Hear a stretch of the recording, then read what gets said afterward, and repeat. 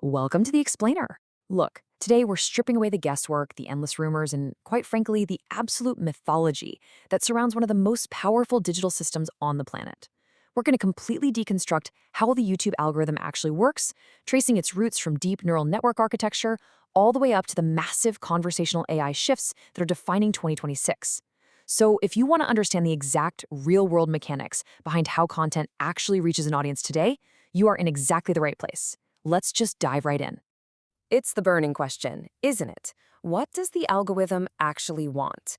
I mean, so many creators out there experience some serious burnout just trying to chase this invisible, supposedly unpredictable machine. You know the drill, obsessing over metadata, tweaking upload times, trying every keyword trick in the book. It really feels like you're at the mercy of some robotic judge that just arbitrarily decides your fate. But to truly understand the system, we actually have to hit reset on how we think about it entirely. Get a load of this number: 80 billion.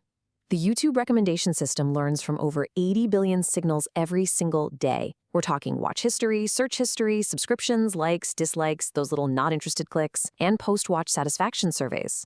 The thing to notice here, almost all of these are viewer actions, not creator settings. So the absolute crucial takeaway is this: you simply can't hack a system operating on 80 billion human signals a day. It's just not possible. There's no magic dial you can turn or a secret tag you can add to game a network operating at this massive scale. Section 1. The algorithm is a mirror. So, we need to permanently flip our perspective here. We got to stop viewing the algorithm as this harsh system that judges content and start seeing it for what it really is: a system that simply reflects human behavior, basically a mirror. According to YouTube's own internal creator documentation, the system really only has two stated goals. First, help each individual viewer find the videos they want to watch, and second, maximize their long-term satisfaction. That's why their official guidance literally says it follows viewers, not videos. The system honestly doesn't care about your upload settings, and it doesn't grade your video in some isolated vacuum. It is actively trying to predict, for one specific person, at one specific moment, whether your video is the exact thing they're going to want to watch next. Okay, so how does the system actually measure if a viewer wants your content? Well, YouTube breaks this down into three specific buckets of performance. First up is appeal. Did people actually choose to watch when shown the video, or did they just scroll right past? Now, interestingly, YouTube very deliberately uses the word appeal here rather than just click-through rate or CTR. You see, CTR is really just an analytics metric, but appeal, that's the recommendation system's real measure of whether a viewer genuinely chose your video. The second bucket is engagement. Once they clicked, did they actually stick around? And the third is satisfaction. After watching, are they actually happy they spent their time on it? The system reads this through likes, dislikes, and those direct post-watch surveys that occasionally pop up. Moving on to section 2, inside the recommendation funnel. All right, now that we know what the system actually values, let's look at how it processes millions of videos. We're going to dive straight into the heavy technical mechanics pulled right from a landmark Google research paper. What we're looking at is the classic two-stage information retrieval funnel. Over on the left side, you've got the entire YouTube video corpus, literally millions and millions of videos. But by the time it reaches the user all the way over on the right, it's been aggressively filtered down to just a few dozen highly personalized recommendations. So let's break down exactly what's happening inside those two massive blocks. The funnel basically operates in two totally distinct steps. Step 1 is candidate generation. Think of this as the wide net. This neural network takes a user's broad watch history and search tokens and winnows millions of videos down to just a few hundred broad candidates. It's essentially asking the question, generally speaking, what is this specific user into right now? Then comes step 2, ranking.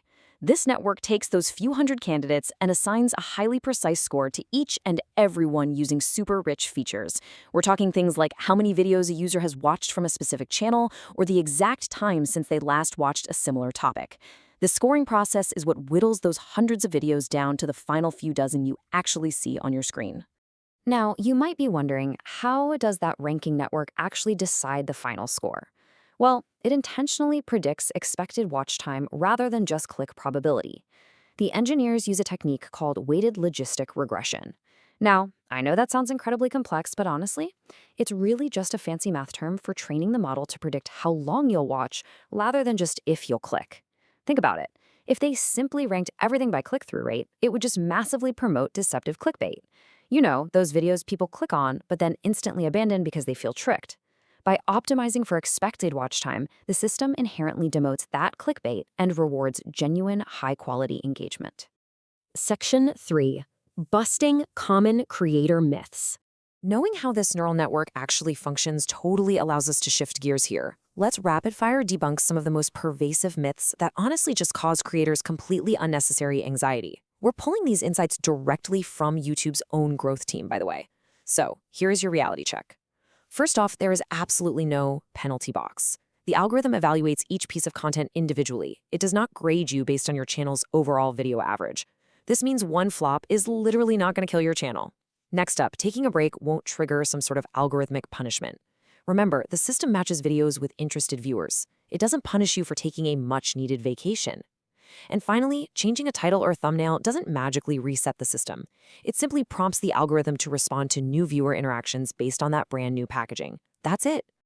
All right, Section 4, the AI search shift. So what we just went over, that's the foundational architecture. But in 2026, the game fundamentally changed. Stemming from huge announcements at Google I/O, the platform rapidly evolved from a simple keyword search engine into this incredibly deep conversational AI. Enter Ask YouTube. This new AI-powered conversational search experience means viewers aren't just typing in caveman phrases like best camera anymore. They are asking complete, natural language questions. Things like, what is the best camera for indoor YouTube videos under $500? And because of this, the algorithm is forced to understand deep semantic meaning. It can literally summarize information, jump to exact timestamps inside a video, and even remember conversational context from query to query. It's wild. This obviously builds a completely new landscape for us. Look at this comparison. The legacy SEO blueprint was all about exact match keywords, excessive tagging, and yeah, a heavy focus on clickbait.